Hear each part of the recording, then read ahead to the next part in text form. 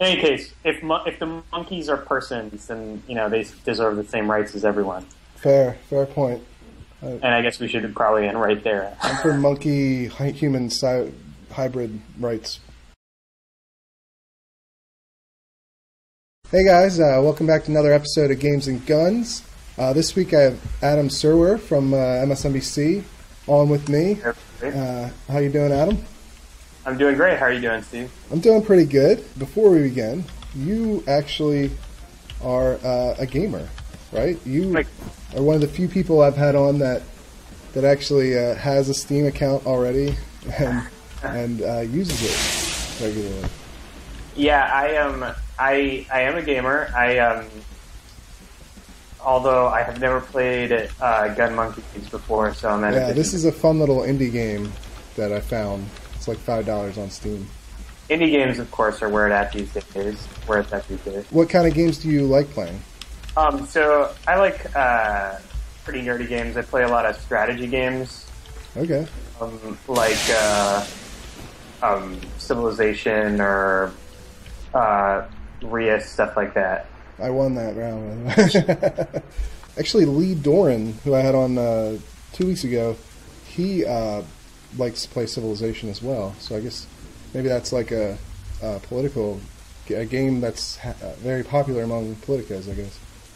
I think that might be true. I actually know a friend. I have a friend who is also a journalist in politics who has a sort of I think maybe even a months-long running Civilization game. Oh, really? That includes a bunch of people. Yeah, I mean, you can play Civilization for forever if isn't there?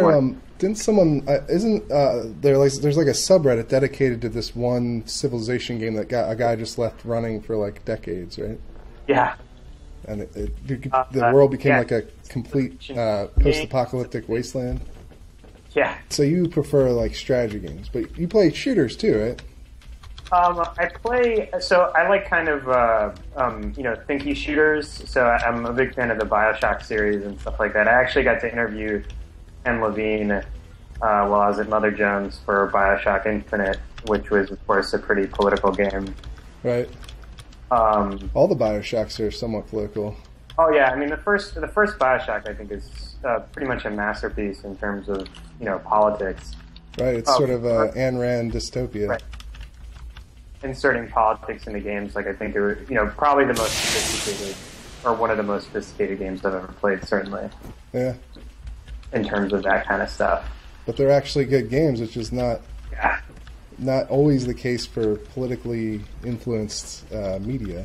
Yeah, exactly. I mean, I think that's what made that game so unusual. While I destroy your monkeys, future space monkeys is what these guys are, I guess. There's actually a really kind of complicated backstory to this whole game. Yeah, it's like in the future, perpetual motion was discovered, but it destroyed the world for the most part, and so people from the near future, the perpetual motion worked, so they're sending monkeys into the far future to collect the perpetual motion, and you're like a CEO of one of these sort of evil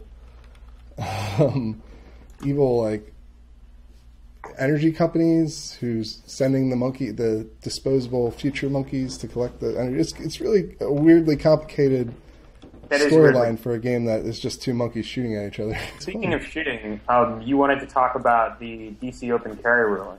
Yeah. So on Saturday, I think it was the 5th District Court ruled that Washington, D.C.'s total ban on the carry of firearms is unconstitutional. The law is unconstitutional, and they have to write a new one that allows concealed carry. And concealed carry for people who aren't residents of Washington, D.C. They said that is also unconstitutional. You can't deny someone simply because they don't live in the jurisdiction of the District of Columbia. So it's kind of a huge ruling as far as concealed carry in the country goes, because D.C.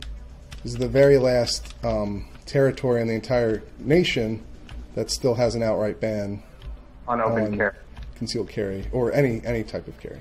What's interesting is that the Supreme Court actually hasn't weighed in on this yet. I mean, the gun rights activists have been trying for a while to get the Supreme Court to weigh in, and obviously in the past, the Roberts Court has been pretty friendly to gun rights. You said it was a big ruling, but because DC is the last place, it's almost it's not like there's like a whole bunch of places in the United States. It's not like with Chicago and DC where there were outright bans on having a handgun in the home or something like that. Right. This is something that really only affects DC at this point because so many other places have open carry. Yeah, that's a fair point. I mean, politically, it's very unpopular here. Gun restrictions are really popular in DC, which right. used to have a reputation that it no longer has as a very bloody city. But, crime has declined a lot here, and sure. It's declined everywhere else in the country. Yeah, it's everywhere else in the crime, especially violent crime, has generally declined everywhere in the United States, including DC. But for those of us who live here, the reality still remains that it's still the most dangerous place within several hundred miles. The real issue here, in my mind, is whether or not people like me who have concealed carry licenses. I live in Virginia and I have a concealed carry license. Whether or not we should be allowed to carry in what happens to be the most dangerous area that we go to on a daily basis. Do you feel unsafe in DC? Yeah, certainly. At times, if I'm going through DC at night, or if I'm going to not a very nice part of the city, sure. I mean, I'm not someone who's paranoid and thinks I'm going to be attacked at any moment, for sure. But the idea is that it certainly happens. Well, in DC, it happens somewhat regularly that people are attacked. Well, I just think it's interesting to me because I grew up in the city for the most part. My father was in the Foreign Service, so I lived a couple of other places as well as DC. But I went to elementary school here. I went to junior high here. I went to high school here. My parents were really a lot more paranoid, and to be honest, I felt a lot less safe. And right now, when I walk around the city, I don't feel unsafe at all. I mean, I've unfortunately seen some pretty ugly stuff, but that was many, many years ago. And I think the city's for the most part really, really safe. Yeah. I rarely feel uncomfortable when walking around DC these days. Certainly not like I did when I was 13 or 14. I think DC is a pretty safe city, and it's interesting. I mean, I think the anti-gun sentiment, though, is sort of a remnant of the time when the city had a reputation as the murder capital, and the crack wars were ongoing, and there was just a lot of violence. It's got other problems now, but it's a much wealthier city than it used to be. There's a lot of inequality now, but it's a much more. It's been a lot of development. It's just I don't know. I definitely don't feel unsafe when I'm walking around the city.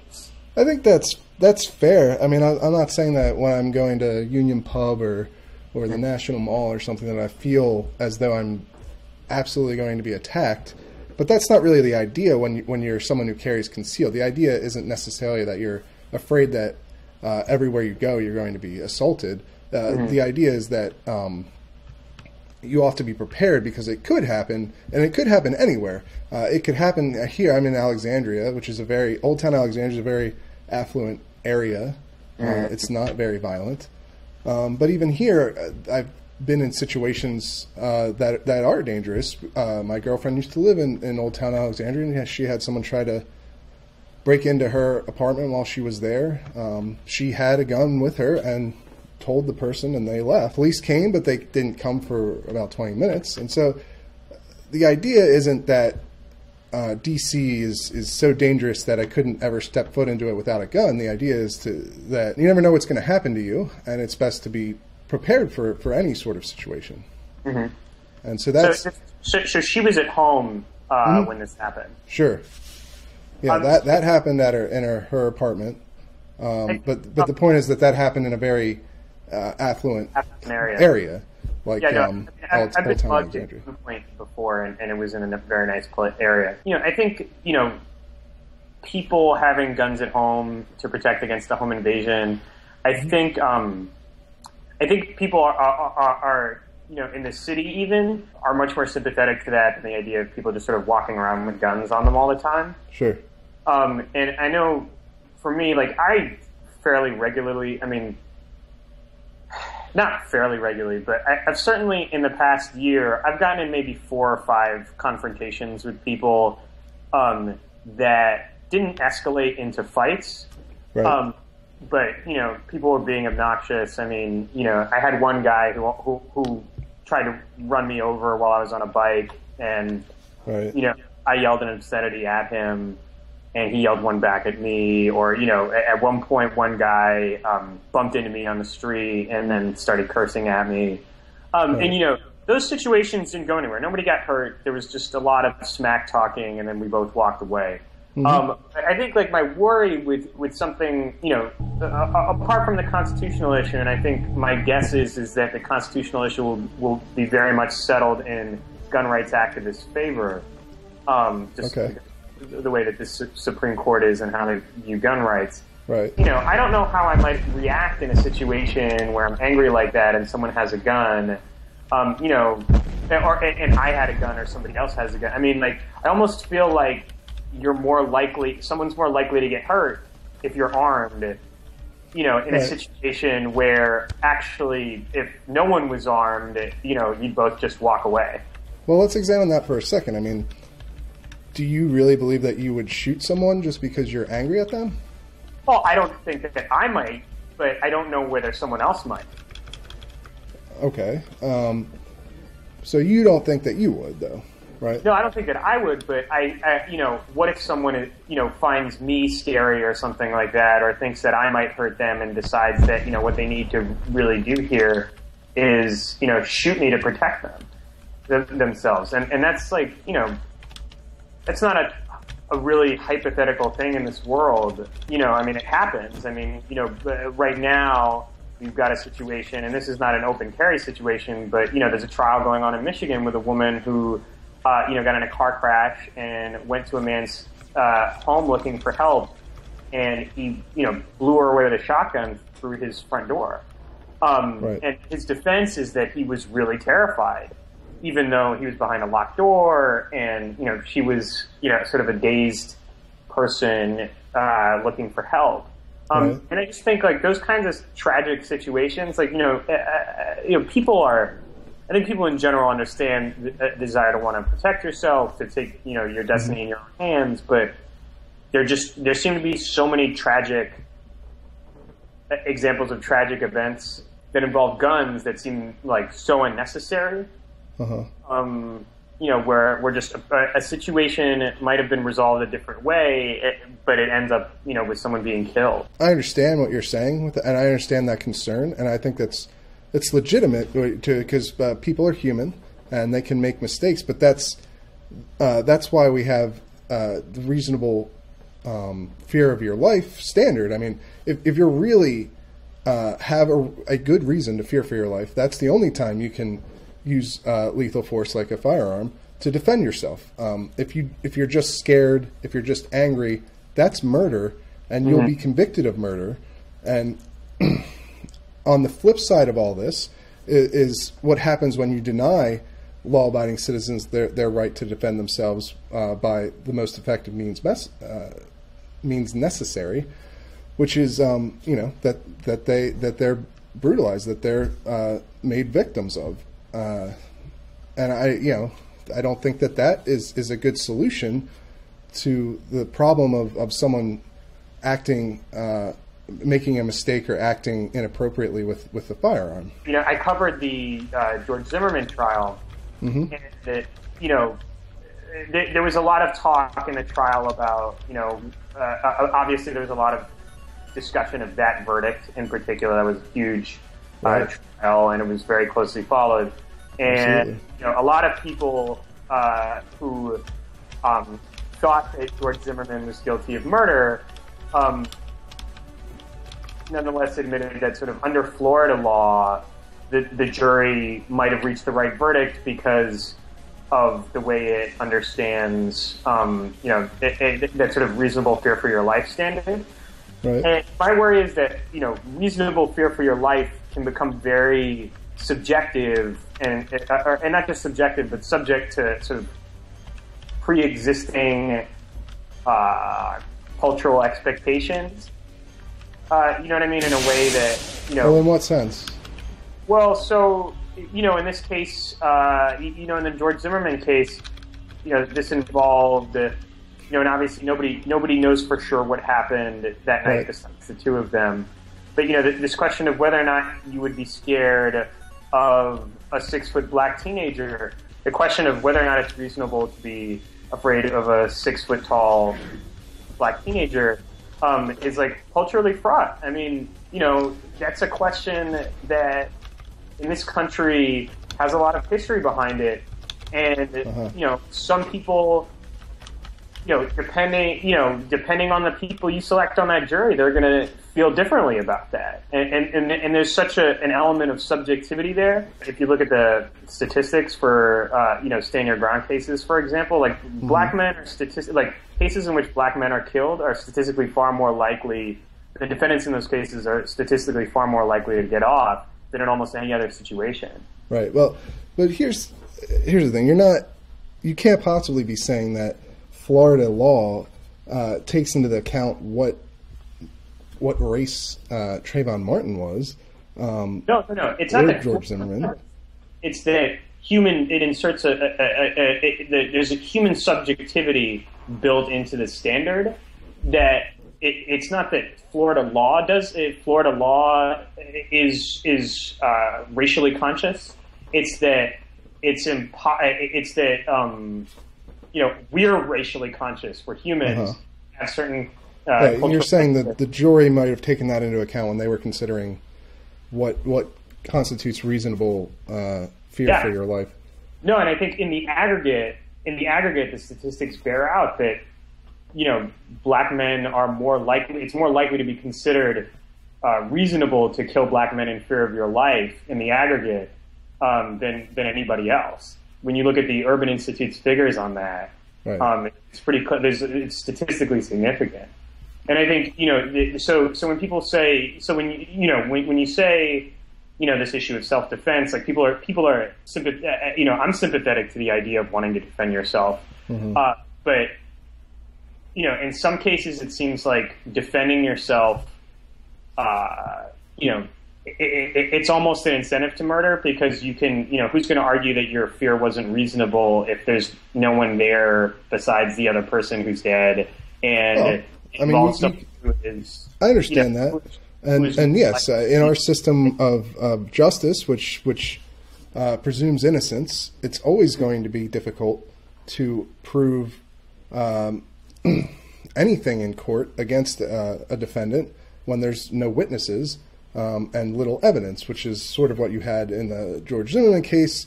But I mean, the real question of the George Zimmerman case was whether or not he reasonably feared for his life, given the circumstances he was under, which is, according to his argument, at the very least, was that there was another man on top of him hitting his head into concrete. That was his art. That was the basis of what he was acquitted on. Not that the Trayvon Martin was black or how. I mean, size might have come in as this man could have reasonably caused death if he had continued because of the size. Like, you couldn't necessarily make the same argument if he couldn't have physically killed him. Sure. I would much prefer to look at it on a case-by-case basis. Was this person reasonably in fear for their life? Did they have good reason?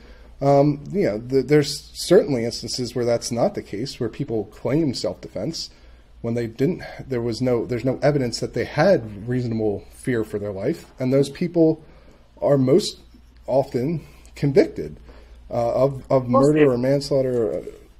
For the guy who shot the kids in the SUV, and he claims self-defense. because he said that he saw them push a gun, the barrel of a gun, out of their car, right? You remember this case?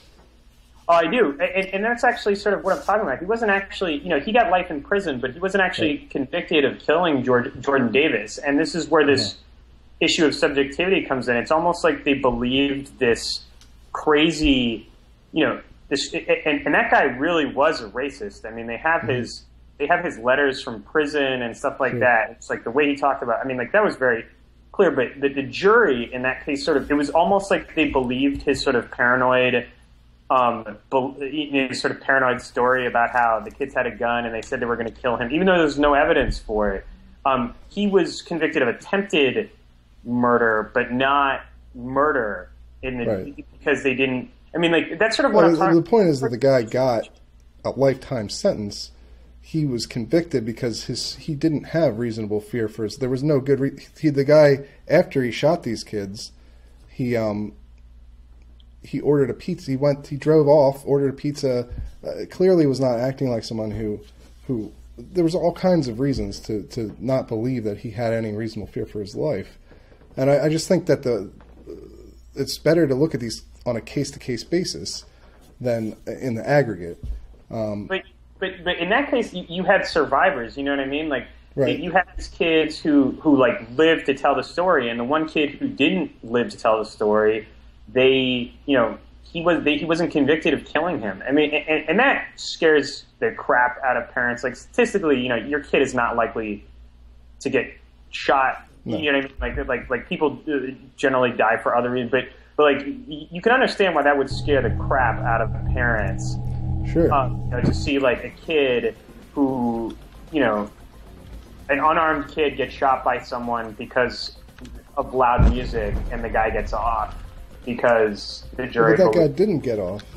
But he got off on that specific charge, though. He didn't get off on the attempted murder charge because the other people in the car survived, and they were able to. Well, it's a lot. For murder, you have to prove premeditation and so forth. It's a lot harder to prove that just generally. But the guy didn't get off, is my point. He didn't get off completely. Right, but he got life in prison, right? So, how much did he really get off at all? You know what I mean?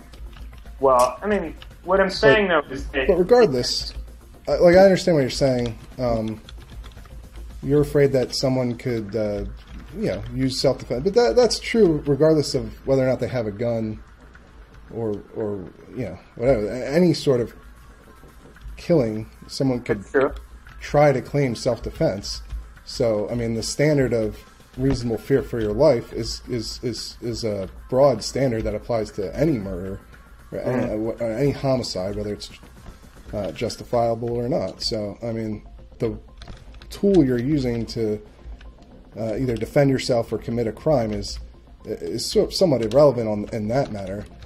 Well, the thing but just to go back to what I was saying earlier, is that it's certainly true that, in that kind of situation where, there are no witnesses, the murder weapon is less relevant, but it's not, it's relevant to the questions of how easy it is to kill someone.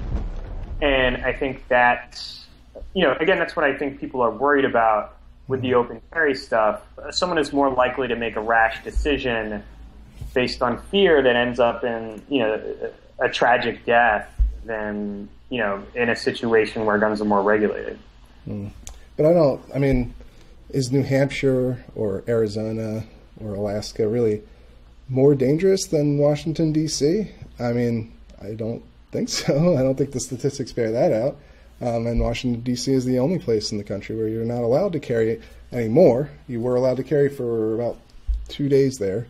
And I did, actually. You celebrated by carrying your gun to work? I did. I carried into D.C. I walked around the National Mall. Somehow no one was shot.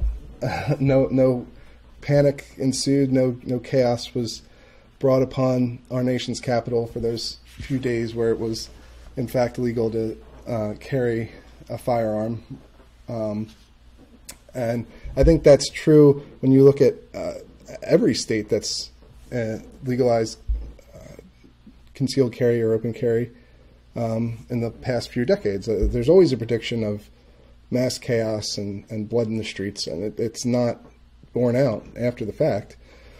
So I mean, that just seems to me to be a good indicator of how the law should really be, beyond sort of the constitutional and rights arguments that are also that are really more important. But I just think it really comes down to whether or not I should be put in prison for 5 years for what I did on Monday. I mean, I understand when you're coming from. Like I said, I think ultimately the gun rights side is going to prevail in the Supreme Court. And I don't think and the reason I don't think it's a huge deal is because, like you said, D.C. is the last place where it's not allowed. And for the most part, most people in D.C., because of their politics or whatever, are just not going to be gun owners. And so I just don't think I don't think it's going to change the way of life in D.C. very much. But I do think that, that's what people are afraid of is, more tragic situations where there's a misunderstanding or someone reacts out of fear, and someone loses their life. Right. Well, and I think I understand that side of things, but at the same time, I fear situations where criminals are attacking innocent people, and the government has forced them to be unable to defend themselves, and that leads to the loss of innocent life as well. So real quickly, I wanted to talk to you just briefly. We'll play one or two more matches, and I wanted to talk a little bit about How Big and Obamacare. So recently, the D.C. District Court issued the How Big decision that essentially says that the subsidies in Obamacare can only be issued to people within an exchange created by a state. And only something like 36 states have not created an exchange. And therefore, this is a huge decision that could have massive effects on the implementation of Obamacare. Yes.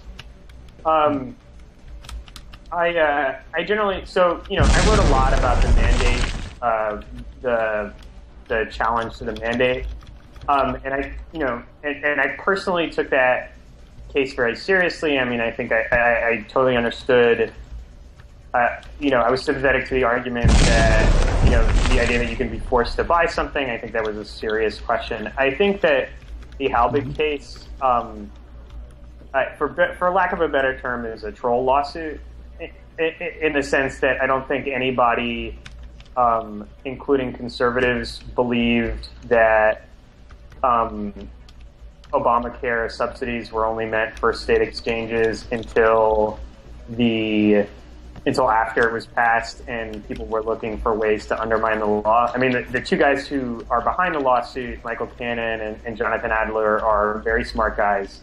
I'm not saying that they're not very intelligent, because they very much are. I just think that this is when the law was constructed, everybody assumed that the subsidies were going to be available in all the exchanges, and saying that that's not the case is really convenient for Obamacare opponents, because mostly Republican-run states have refused to set up exchanges. And, if the subsidies are not available in those exchanges, then, it really makes it hard for Obamacare to work. And, I don't think anybody who got involved in the lawsuit. No, it's amazing. How did that happen? You won. You're getting better as we go along. If you look at the coverage of the law, even on the right, there was no suggestion that this was the case until after the law was passed. Well, except for Gruber, of course, if you're talking about explicit.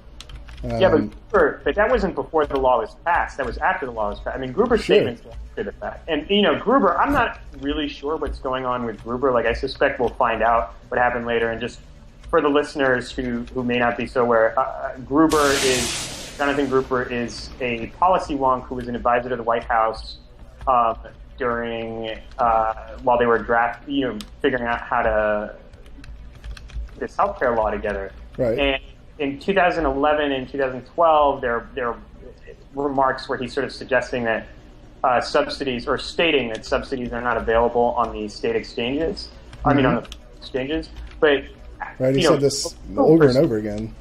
That's like politically it's very damaging. From a legal perspective, like the statements of a non-legislator outside of congressional testimony years after the law was passed are generally like not considered germane to these kinds of lawsuits. So like, I totally understand why conservative opponents of the law are seizing on Gruber's comments. I mean, certainly if the tables were turned, Democrats would be doing the same thing.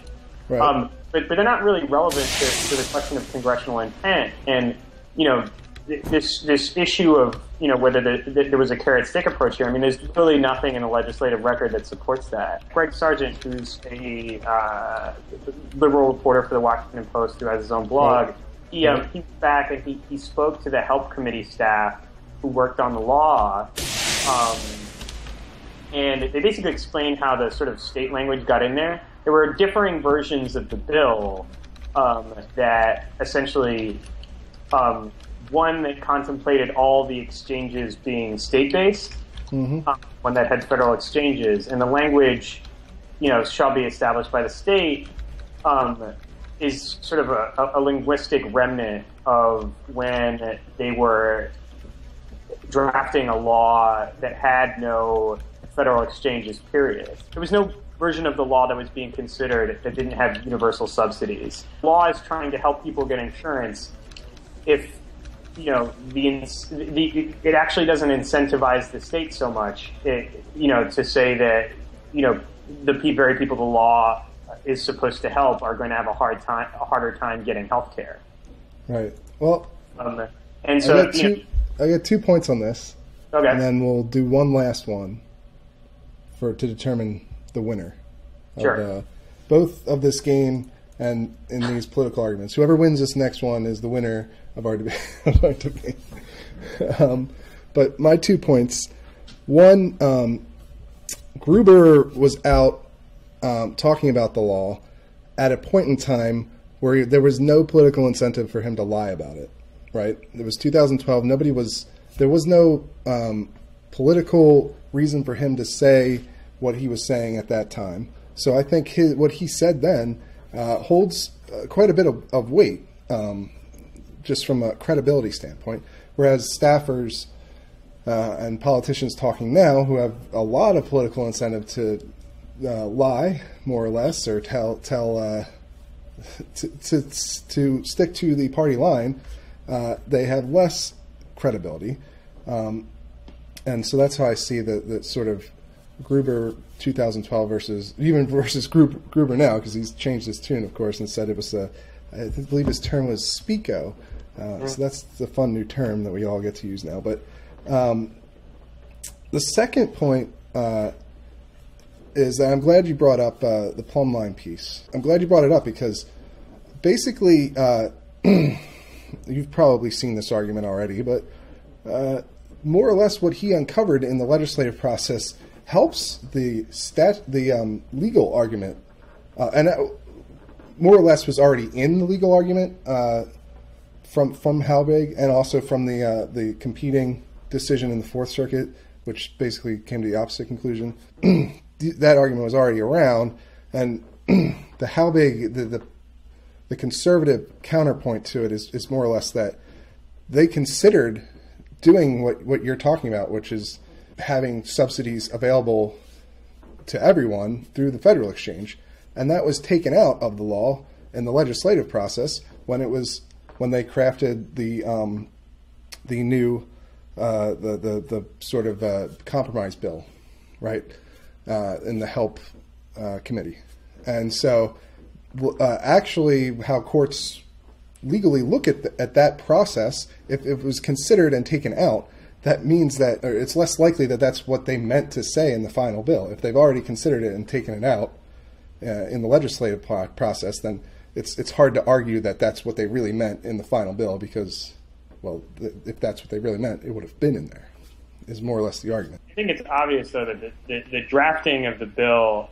I mean, like the bill got really complicated once Democrats lost control of the Senate. I mean, everybody pretty much knows the story. The bill was drafted under, in a very short window of time because of the, basically contested control of the Senate. Mm-hmm. But,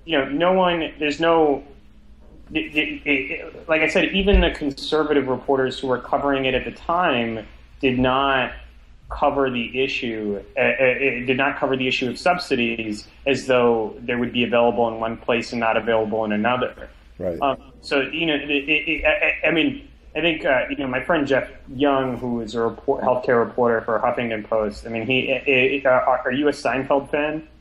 Yes, very much so. You remember the episode of Seinfeld where George is playing Trivial Pursuit with the Bubble Boy, and there's an episode, and he comes up on a card and he said, who controlled Spain, in the 15th century or whatever. Or that's actually later. That's not the right century. But the answer of the question is the Moors, and Bubble Boy says the Moors, and George looks at the card, and there's a typo on the card. It says the Moops. Mm-hmm. And he's like, nope, that's wrong. It's the Moops. And he's like, but that's not really true. Like, objectively, history says that it was the Moors. We all know who the Moors are. And he's like, nope, sorry. Basically, George is being pedantic, and he's trying to humiliate Bubble Boy on a technicality because of a typo, because he hates him. And I think, for a lot of us watching this, that's sort of the how big is the argument of how big is the Moops argument. Mm-hmm. I actually did hear that, and I understand where that's coming from, and I understand the argument that this wasn't widely talked about at the time of the passage of the bill. But, no, it wasn't talked about at all. I mean, literally no one brought it up when the bill was being passed. Mm-hmm. Well, although it was when this IRS rule was passed, that was people did talk contested by Phil Kerpen's group. So that there was this idea that isn't brand new, for sure. But I would also point to the famous and lovely Nancy Pelosi quote of, we have to pass the bill to find out what's in it. This bill was massive. It was rushed. It was absurdly written. So I mean, most of the politicians involved in it weren't reading it before they voted on it. So, as far as our lack of understanding of how the bill mechanics work, these are two different issues. Politicians rarely read legislation. It's actually, and in my view, it's actually not important that the politicians themselves read it. What's important is that their staff reads it, and then their staff has given them an accurate view of what's in the bill. Polls do not have time. I wish this were not the case, but that's why polls have staff. Like they have staff to explain to them what's in the bills. So they don't have to read them themselves, so they can juggle many different complicated issues at the same time. Like, really, I agree, everyone would read the bill. This objection about politicians reading the bill, I think, is less important than politicians actually understanding what's in the bills. And with the health insurance bill, I understand all that. Years of lefty policy wonks trying to figure out how to do this, and I think pretty much everybody had the basic structure of how this was going to work was understood for years before they actually put it together and voted on it. So I don't. I mean, clearly it wasn't, or else the bill would say what you're saying it's supposed to say. Clearly, it wasn't that well understood, or else the bill would actually say what everyone who's on the left says it's supposed to say. Well, right? Sausage making is one thing, but the basic structure of the bill, private insurance, Medicaid expansion, subsidies to help people purchase it, state marketplaces, all those things were understood as this is what the structure of our attempt to get universal insurance with universal insurance while preserving the private market would be like. And we know that's the case because we had Mitt Romney in Massachusetts who that's what he did. Right. Can I say one thing here? Sure. The fact that the government here is not competent enough to pass the language in a bill that they supposedly actually want, it does not give me confidence that they can run our healthcare system. Like that, you see how the fact that they can't even write the bill properly is an indictment on the fact that they should be doing this at all. Well, the question is whether they could write the bill properly. I think the problem with the bill is less that they couldn't write it and more that you couldn't pass a fix to it. So, ideally what you do now with how big is Congress would say, okay, we made a mistake and we can just pass language saying the federal exchanges also get subsidies. But you can't do that because Congress is divided and the Republicans don't want the law to work right, and so they can't agree on it. And so I think, in a sense that sort of rewards obstruction because you're saying, if we can keep you from fixing this small, stupid problem, then that proves that government shouldn't be doing these things. But it's sort of, I'm not sure exactly the phrase is a conflict of interest, but it's like, it's a self-fulfilling prophecy, certainly, I think. The government can't even write bills properly, but they should be running 1/6 of the economy. That's how I look at this argument. It's just on its face absurd to me. I understand that you think differently, but that just seems. Well, let's see how it works out. Yeah, sure. But why don't we let's do the rematch? Also, I've been distracted a lot by my monkey is just standing there, he's just gushing blood all over the place. Underwater bleeding monkey for the last 5 minutes. But this one's for all the marbles, I guess you could say. Yeah, this is the quiz. This will finally solve both of the issues that we've discussed today. Whoever wins, their side is right. So. Well, I don't know if I'm willing to go that far because they're probably. But there's a giant saw, and you just got sliced by it. Cool. I stepped on a mine, which is awesome. I narrowly avoided a mine. This is a really brutal game. It is. But it's so stylized that it's okay. It's so stylized. This is pretty classic indie, which is cute animals combined with horrible violence. Right. It's a pretty good game, though. Did you kill yourself again by accident? Yeah, I'm pretty sure I did. Oh, I got oh, dang it. Gotcha. I had a big nuke gun, too. See, that you could use that in your in the gun control argument. That shouldn't be allowed. Monkeys shouldn't have nuclear weapons. The ACLU, they developed a document a few years ago that has all these sort of what the ACLU's position should be in the event of all these sci-fi scenarios. Really? So, and it's really interesting. It's stuff like if machines gain sentience, if clones of celebrities start turning up because we figure out how to clone humans, and people start trying to clone Jennifer Lopez or something like that, and whether those people have personhood rights. It's actually pretty interesting. Really? But the answer is, obviously whether monkeys should have gun rights depends on whether or not. There we go. You won. I win. Victory. The right prevails. But I think that monkey deathmatch decided that Obamacare is repealed now and constitutional carry rules in D.C. So everyone have a good day. Let them know. But thanks for coming on. You're a good sport. I appreciate it. And we'd love to have you on again if you want to play some more video games and talk some more politics in the future. Great. Thanks a lot, Steven.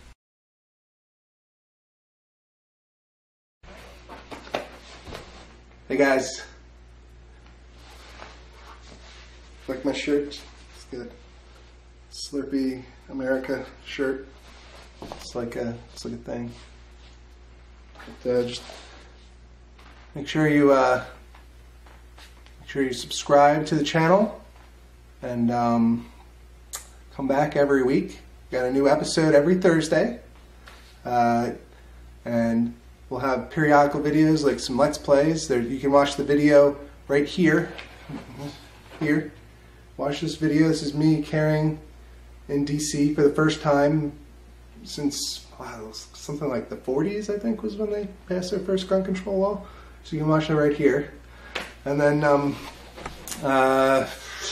over here now, this way, here we have the last episode of Games and Guns with Lee Doran. So make sure you check that out. We talk about conservatives on YouTube and so on and so forth. And again, make sure you like and subscribe and comment and all those fun things. And I'll see you guys next time. Peace.